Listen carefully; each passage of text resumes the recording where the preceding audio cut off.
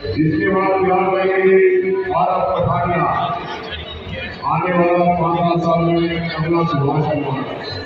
भारत पठानिया 13 साल का बच्चा आपके लिए तो आने के बाद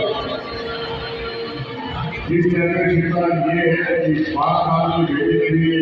पार्टिसिपेट की है, 13 साल के बच्चे के लिए, 15 साल के बच्चे के लिए, 47 साल के नौजवान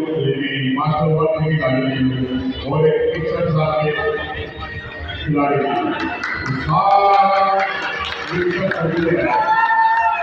ये हमारे लिए कम बिल्कुल